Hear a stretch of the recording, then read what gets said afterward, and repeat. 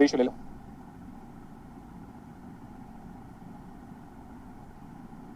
कितना आएगा? KBT ln ND by NI।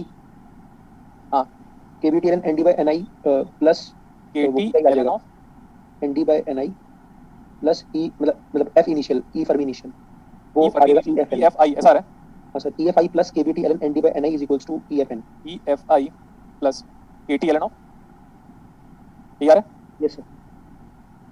Yes sir. ये कहाँ पे लाई करेगा? EFN is equal to EFI plus KT ln of ND by NI above the Fermi energy level, above the intrinsic Fermi energy level। दिख रहा है? Yes sir. Yes sir. ये वाला डेरिवेशन मैंने बता दिया, आप इससे काफी ज्यादा हिंट ले सकते हो।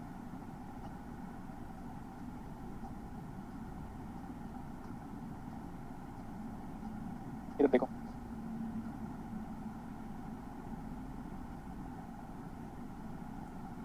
दोनों का अलाइनमेंट चेक करना है आपको।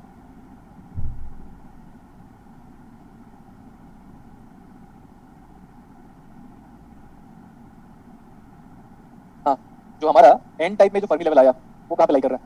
Above the intrinsic Fermi level. और जो गैप था ना बेटा, जो गैप था, ये वाला गैप, ये कितना है? KT ln ND upon NI।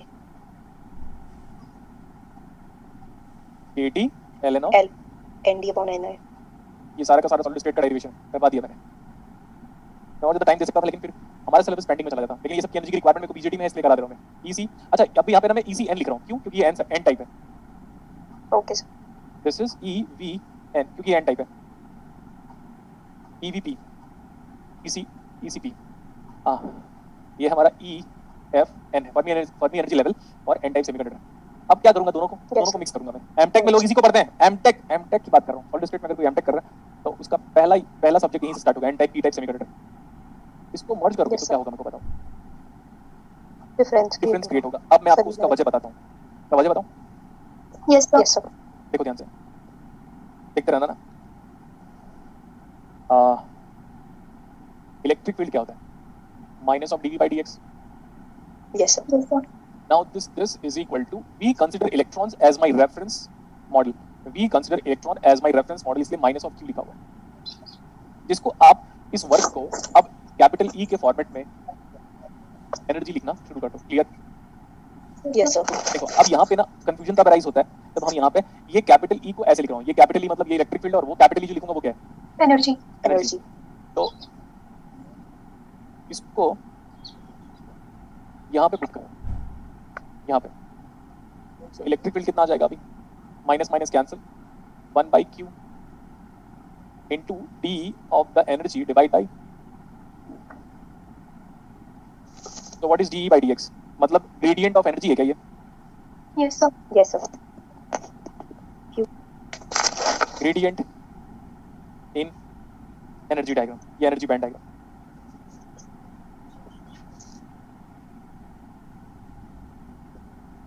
कितना आ गया ये?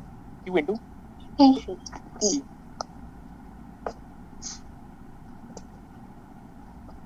अब देखो, अगर एनर्जी बैंड डायग्राम पे ग्रेडियंट आएगा, सुनते रहना ध्यान से, एक छोटा सा मॉडल बता दे रहा हूँ मैं। छोटा सा मॉडल बना रहा हूँ, देखते रहेगा। इसमें तो ऐसा नहीं होगा।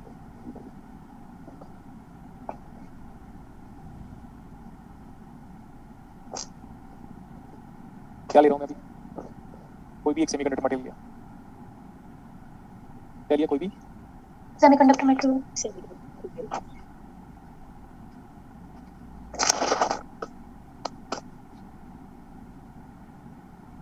यहाँ पे मैंने वोल्टेज दिया अभी। यहाँ पे x इक्वल टू 0 है। Length of the semiconductor is capital L, इसको x1 मान लो, इसको x2 मान लो। अगर ये n टाइप मटेरियल है तो इलेक्ट्रॉन कैसे फ्लो हो रहा होगा, चेक करके बताओ मेरे को।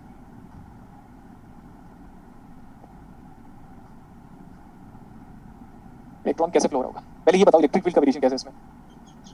ये ना इलेक्ट्रिक फील्ड का variation from positive to negative. देख लो ना, पॉजिटिव ये पॉजिटिव है, नेगेटिव है, ये पॉजिटिव क्रिएट करेगा, पॉजिटिव क्रिएट करेगा, नेगेटिव क्रिएट करेगा, नेगेटिव क्रिएट करेगा। तो इसमें बिल्डिंग इलेक्ट्रिक फील्ड ऐसे इलेक्ट्रिक फील्ड।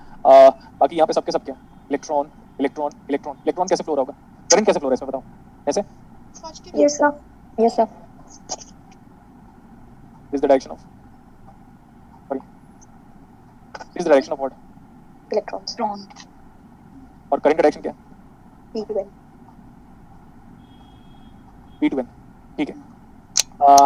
ये देखो व्हाट, अब ये जो एनर्जी बैंड डायग्राम है ना, इसका एन टाइप सेमीकंडक्टर आप बताओ कैसे होता है, लेकिन वो जब बाइसिंग नहीं होती तब की बात कर रहा हूं मैं। अब आप बाइसिंग दे चुके हो, बाइसिंग देने के बाद देखो इसका ये इलेक्ट्रिक फील्ड पहले ऐसा था,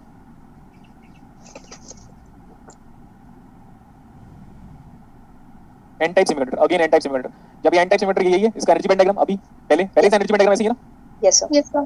अच्छा, लेकिन जब आप वोल्टेज दे रहे हो तो क्या इलेक्ट्रिक फील्ड आया क्या? Yes, sir. वोल्टेज दिया तो इलेक्ट्रिक फील्ड आया।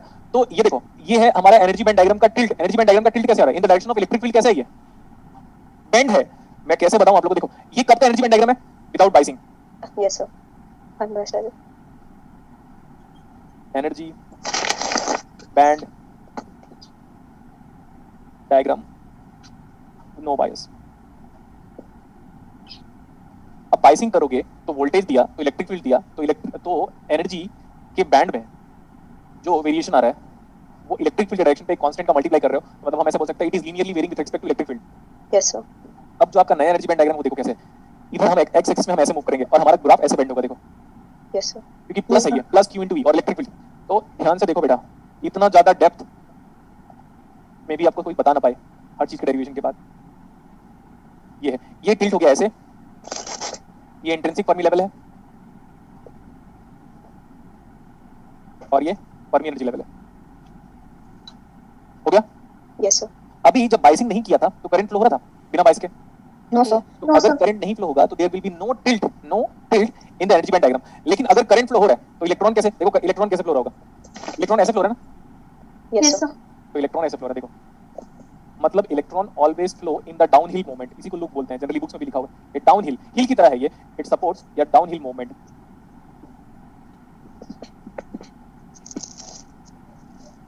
क्या ये Downhill movement. हाँ, और एक और चीज है, यहाँ पे अपने को पता है कि हमारा जो इलेक्ट्रिक फील्ड का डायरेक्शन है वो ऐसे, this is the direction of the electric field, this is the direction of the electric field. और इलेक्ट्रिक फील्ड देखो ऐसे वेरी कर रहा था। तो ये बात दिमाग में बिठा लो बेटा, अगर करंट नहीं फ्लो हो रहा है ना तो energy level, Fermi energy level नहीं बोल रहा हूं मैं, ये वाला energy level E F N, अगर करंट नहीं फ्लो हो रहा है तो E F N is not having any gradient, मतलब स्लोप नहीं जनरेट करेगा। लेकिन अगर करंट फ्लो हो रहा है तो डेरिवेशन के बाद हमें ये क्लियर हो जा रहा है कि इलेक्ट्रॉन डाउनहिल मूवमेंट, अरे यार इलेक्ट्रॉन कैसे फ्लो होने लगेगा? जब ऐसे या ऐसे हो, अगर ऐसे जनरेट करूंगा तो इलेक्ट्रॉन ऐसे स्लोप आएगा, इलेक्ट्रॉन ऐसे करूंगा तो इलेक्ट्रॉन ऐसे नीचे चल जाएगा, सीधी सी बात है। और होल क्या होगा? उल्टा। तो ऐसा बोल सकते हो hole support uphill movement of the electron, ऐसे कह सकते हो। लेकिन ध्यान से देखो, अगर करंट नहीं हो रहा है तो there is no any slope, S L O P, there is no any slope in Fermi energy level. But if there is a slope in the Fermi energy level, then there is a flow of current. Okay, sir. अब देखो, इसमें slope है क्या कोई? इसमें slope है? No, sir. इसमें कोई स्लोप है? No, sir. अगर आप इसको मर्ज करोगे तो ये वाला, देखो आवाज मत करो, ये वाला एनर्जी लेवल और ये वाला एनर्जी लेवल क्या अपने आप को अलाइन करेंगे? अलाइन क्योंकि मैं ओपन सर्किट पीएन जंक्शन बना रहा हूँ। Yes, sir, करेंगे. ठीक है, इसको पकड़ कैसे लेके आओ? तो ये जो ब्लू लाइन और ये वाला ऑरेंज लाइन, ये दोनों क्या होंगे? ये ऊपर जाएगा और ये नीचे आएगा. और क्यों आएगा? ऐसा इसलिए करना पड़ेगा आपको क्योंकि अगर आप डायरेक्टली जोड़ दोगे तो ये वाला लाइन इससे जुड़ेगा, अगर ऐसे जुड़ने लग गया तो करंट फ्लो को बताएगा। If there is a bend or tilt in the Fermi energy level that it represent the flow of current, but open circuit PN junction does not represent the flow of current, so this orange line and blue line has to get aligned so that there will be no any slope. If there will be no any slope, that means no any current, and open circuit PN junction does not consist of any current. Yes, sir. Got it.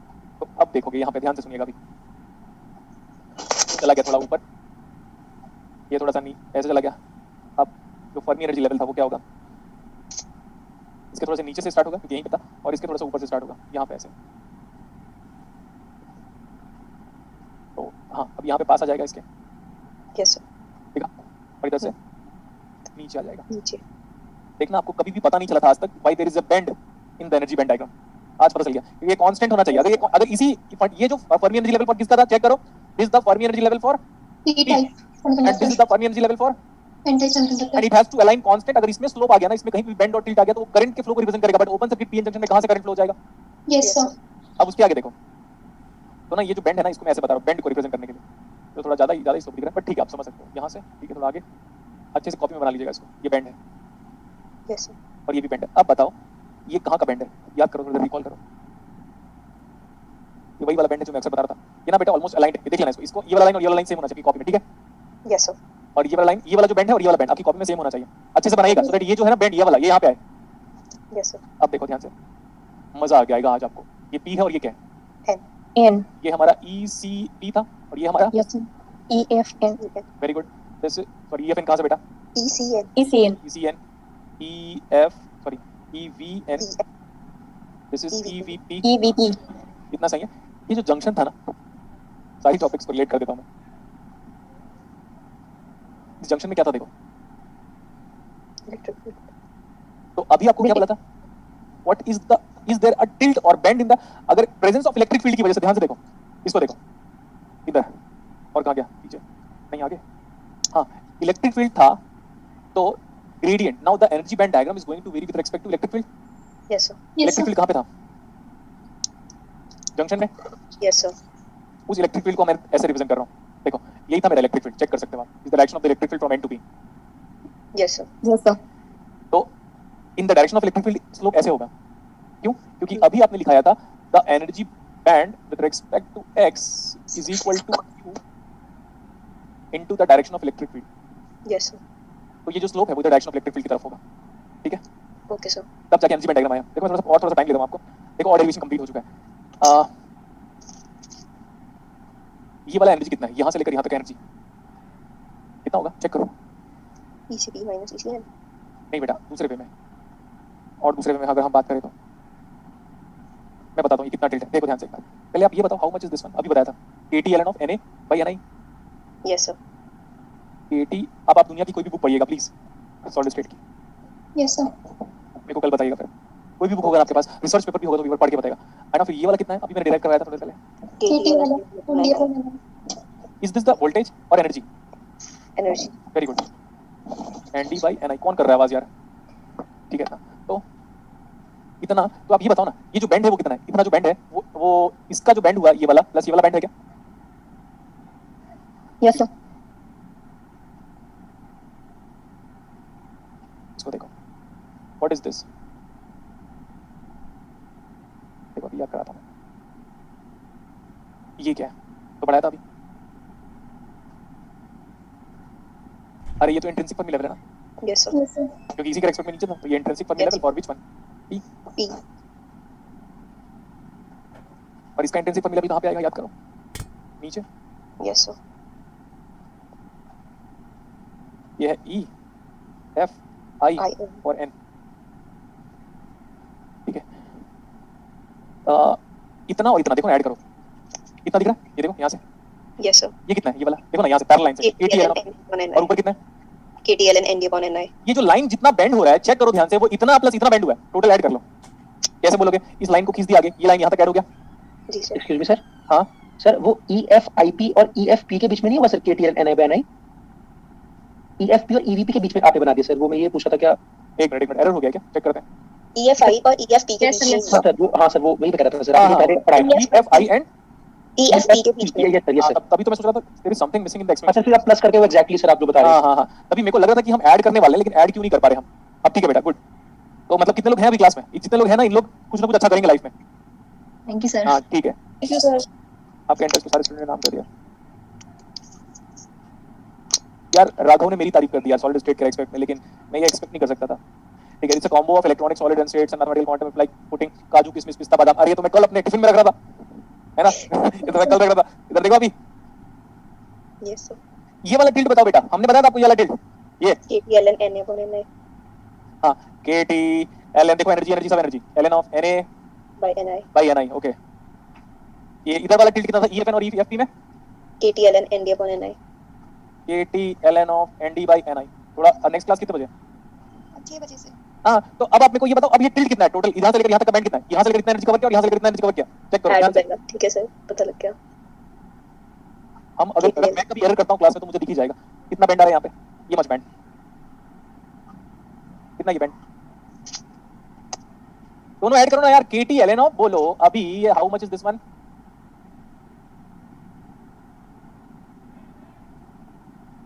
बताओ चलेगा yes sir. कितना ये? KT log की property use कर लो, ND by NI मजा आया। Yes sir. ये formula देखो आप कहीं ना कहीं यूज करते थे यस सर। बेटा। अगर एनर्जी को मैं, अगर मेरे को एनर्जी को Q से डिवाइड कर दूं मैं, तो वो वही निकलेगा VBI, junction voltage. Yes sir. कितना आएगा वो? KT by Q, thank you. ln Q से डिवाइड कर दो ln of NaND upon Ni square. तो उस केस में ये इंपॉर्टेंट हो जाता है कि k कौन सी यूनिट में पुट कर रहे हो आप, करेक्ट इतना? Yes, sir. अच्छा, और आपको क्या लगता है मेरे को इतना ही आता है? नहीं सर. No sir. नहीं, मैंने जितना इलेक्ट्रॉनिक्स आज आपको सॉलिड स्टेट भी जो भी पढ़ाया ना, वो मेरे इन्फॉर्मेशन का सिर्फ 1% है बेटा। आज जो पढ़ा है वो टोटल सॉलिड स्टेट जितना मुझे आता है ना वो 1% है। अगर आपको एक्सेप्ट नहीं हो रहा है तो कभी आप डेली आना, मैं आपको अपने नोट दिखाऊंगा तो बोलेगा सर ये कब से बुक में लिख दिया, इतना तो नहीं दिया हुआ। तो देखो ध्यान से एक बार, यहाँ पे क्या है, यहाँ पे क्या है, इधर एन साइड में क्या है आपको बताया था ना, आपको एन साइड में क्या है, यहाँ पे क्या है, इलेक्ट्रॉन सर. इलेक्ट्रॉन। अभी डायोड हमारा अनबायस्ड है, बायसिंग नहीं दिया हुआ है। और इधर क्या है, holes. Holes supports downhill moment और uphill moment. Moment. Sir class के बाद बात करता हूँ। अब देखो ना, आप सोचो फॉरवर्ड बायस में इलेक्ट्रॉन एन से पी में जाता है, फॉरवर्ड बायस में इलेक्ट्रॉन एन से पी में जाता है, में जाता है. फॉरवर्ड बायस में इलेक्ट्रॉन एन से लेकर पी तरफ जाता है। ऐसी बातें कर दी आपने। अरे इलेक्ट्रॉन कहाँ से है? सर जाएगा. तो पता है ये इलेक्ट्रॉन तब तक नहीं जाएगा जब आप इसकी पोटेंशियल एनर्जी को बढ़ाओगे नहीं, और बढ़ाओ। देखो ये नीचे रखा हुआ है, इसकी पोटेंशियल एनर्जी को बढ़ाओ और बढ़ा। अभी 0.2 वोल्ट, 0.3 वोल्ट, 0.5 वोल्ट, 0.6 वोल्ट, 0.7। अब जैसे ही इलेक्ट्रॉन ऑलमोस्ट लेवल से जस्ट ऊपर पहुंचा ना, तब इलेक्ट्रॉन ऐसे गिरने लगेगा इस पे पी की तरफ। और क्या होगा, सेम मैंने बोला था होल सपोर्ट अपहिल, ये तो डाउनहिल हो गया ना मेरे भाई। कपिल मेरे भाई तो देखो ध्यान से। तो मेरे को मजा क्यों आ रहा है, क्योंकि मेरे को बहुत सारा आता है इसलिए तो लोगों पे इसमें तो हंसता हूँ मैं। किन पे हंसता हूँ पता है, जो YouTube में आ जाते हैं ना आजकल पढ़ाने के लिए, इधर उधर बहुत जगह पे आ जाते हैं, तो उनको देख के मैं हंसता रहता हूँ। हाँ पढ़ा ले, हाँ थोड़ा कर ले लाइक दैट। अब मैंने अभी आपको बताया था बेटा, इधर देखो, electron always favour downhill moment and hole always favour uphill moment. क्योंकि होल के रेस्पेक्ट में डिराइव करोगे तो होल को प्लस क्यों लोगे, तो यहाँ पे माइनस इंटू ही आएगा, तो नेगेटिव स्लोप। अब ये देखो, अगर होल इधर जा रहा है और यहाँ से यहाँ आना चाहता है, तो ये बेटा ये अपहिल है, देखो मतलब उल्टा मत समझना, डाउनहिल मत बोलना। और एक और चीज, परफेक्ट एग्जांपल बताऊं? जी सर. Yes sir. मग ले लो, बॉटल ले लो, ये परफेक्ट एग्जांपल है जो आपका सारा का सारा दिमाग खोल देगा। इसके सिवा और मुझे भी कोई एग्जांपल नहीं पता, मत बोलना बे। तो मैं क्या बोला, ये बॉटल क्या है, अभी इसमें इलेक्ट्रॉन भी है, होल भी है। देखो इतना इलेक्ट्रॉन है, इधर होल है, तो इलेक्ट्रॉन मूव कर रहा है तो होल भी मूव कर रहा है, इलेक्ट्रॉन मूव कर रहा है तो होल भी मूव कर रहा है। फिर आप बोलोगे सर कैसे, पानी इधर मूव करेगा तो हवा ऊपर मूव करेगी, जी और सर. पानी नीचे मूव करेगा तो हवा ऊपर, और पानी अगर ऊपर मूव कर रहा है किसी वजह से पानी अगर ऊपर मूव करेगा वैसे, जो कि पॉसिबल नहीं है, तो हवा कहाँ मूव करेगा, नीचे. अब इस बॉटल को मैं क्या करता हूँ, पूरी टंकी में ऐसे डिप करता हूँ, तो होगा क्या पता है, पानी अंदर आ रहा है यस तो सर. बबल बाहर जा रहा है। वही. तो बबल और पानी में वही रिलेशन है जो इलेक्ट्रॉन और होल में रिलेशन है। वहां से आप एक आइडिया लगा सकते हो कि पानी अगर ऊपर मूव कर रहा है, जस्ट इमेजिन, तो एयर नीचे मूव करेगा, और अगर पानी नीचे मूव कर रहा है तो एयर ऊपर मूव करेगा, बबल्स, तभी तो बबल्स बाहर आता है। जब आप बॉटल को अंदर डालते हो तो बॉटल के अंदर पानी आता है, देख लेना, बॉटल के अंदर पानी घुसता है ना, जी सर. तो बबल कहाँ मूव करता है, ऊपर. तो इलेक्ट्रॉन और होल का मूवमेंट एक्जैक्टली वैसे ही है जैसे पानी और एयर का मूवमेंट है। पानी आएगा तो एयर बाहर जाएगा, पानी अंदर आएगा तो एयर बाहर जाएगा। अगर पानी अपहिल मूवमेंट है तो हवा डाउनहिल मूवमेंट है, सेम। Yes sir. अब आप फॉरवर्ड बायस करते हो ना, और वैसे भी अगर आप फॉरवर्ड बायस करोगे तो पी को पॉजिटिव टर्मिनल से और एन को नेगेटिव टर्मिनल से, अगर आप इलेक्ट्रॉन को नेगेटिव टर्मिनल से कनेक्ट करोगे तो सोचो वो तो ऑलरेडी नेगेटिव है, इलेक्ट्रॉन नेगेटिव एनर्जी ही चाहता है, एज पर जो आप लोग पढ़ते हो सॉलिड स्टेट फिजिक्स या क्वांटम जो भी पढ़ना पढ़ो। इलेक्ट्रॉन को नेगेटिव एनर्जी दोगे तो ज्यादा एक्साइट हो जाएगा, अगर मैं नेगेटिव एनर्जी दूंगा तो इलेक्ट्रॉन की एनर्जी बढ़ेगी, क्योंकि हम नेगेटिव के रिस्पेक्ट में उसकी एनर्जी को इवैल्यूएट करते हैं। तो अगर ये वाला सेक्शन बढ़ते गया, टिल्ट कम होते गया, और टिल्ट अगर कम हो रहा है तो इलेक्ट्रिक फील्ड कम हो रहा है, मतलब फॉरवर्ड बायस में इलेक्ट्रिक फील्ड कम होगा। Yes sir. तो इसको उठाओ, सिमिलरली इसको गिराओ। क्यों? क्योंकि आप होल को पॉजिटिव एनर्जी दे रहे हो और नेगेटिव एनर्जी इलेक्ट्रॉन को दे रहे हो, तो नेगेटिव एनर्जी बढ़ेगी। इलेक्ट्रॉन और होल का बिहेवियर एग्जैक्ट विपरीत है, 180 डिग्री। इसको उठाओ, अपलिफ्ट, तो यहाँ का जो इलेक्ट्रॉन है ना उधर जाता जाएगा, सिमिलरली होल्स यहाँ पे आता जाएगा। तो ऐसे करके फॉरवर्ड बायस में कैरियर प्रॉपर्ली जंक्शन को क्रॉस कर रहा है। जैसे ये ऊपर जाएगा इलेक्ट्रिक फील्ड कम होगा, देख सकते हो आप। अगर यहाँ पे इलेक्ट्रिक फील्ड को ऊपर लेके, यहाँ पे अगर बैंड एनर्जी कैंड आएगा ऊपर जाता है तो इलेक्ट्रिक फील्ड कम होगा, मतलब ये फिक्स बात है बेटा कि फॉरवर्ड बायस में इलेक्ट्रिक फील्ड क्या होगा, कम। अब देखो, और इधर यहाँ देखो, इसको देखो, अगर मैं यहाँ पे फॉरवर्ड बायस करता हूँ तो पी को पॉजिटिव दूंगा और एन को नेगेटिव. तो मैं यहाँ पे पॉजिटिव, जहाँ पे मैं खड़ा हूँ वो हायर पोटेंशियल है, उधर क्या है पोटेंशियल, लोअर पोटेंशियल. ये मेरे हाथ को देखो, घड़ी को मत देखो, वो बड़ा महंगा है। हाथ को देखो, what is this is the direction of electric field, yes sir. And built in electric field इधर है, इधर की तरफ बिल्ट इन इलेक्ट्रिक फील्ड देख सकते हो आप, यस सर. तो what is the resultant electric field when the diode is in forward bias, decreases. Yes sir. यहाँ और एक और चीज है, आप बोलोगे सर यहाँ पे इलेक्ट्रिक फील्ड क्या होगा, यहाँ पे इलेक्ट्रिक फील्ड क्या होगा। अगर आप नॉर्मल बुक्स की बात करोगे तो वो यहाँ पे इलेक्ट्रिक फील्ड को नेग्लेक्ट करता है, यहाँ पे इलेक्ट्रिक फील्ड को नेग्लेक्ट करता है, उसका वजह सुनना चाहोगे? Yes forward sir.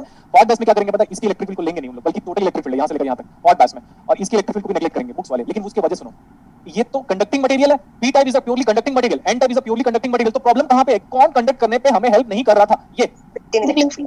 तो अगर आप उसका अभी जो मैंने बताया, conducting resistanceless, conducting resistanceless. This is immobile ion concentration which is blocking the flow of current. That means it is offering high impedance. This much reason. Yes, sir. तो होगा क्या? अब बुक्स वाले क्या करते हैं? बुक्स या मैं भी अगर बताऊंगा तो मैं बोलूंगा this P region is very very small resistance. देखो resistance बहुत ही small है, zigzag बना रहा हूँ. And the depletion region is offering very high impedance. Yes. And again this N is nothing but conducting, which is offering very less resistance. And this is the equivalent model. So let's suppose this is 1 ohm. This is 1 ohm, considering symmetrical, and this is 10,000 ohm. ये है उसका AC equivalent circuit.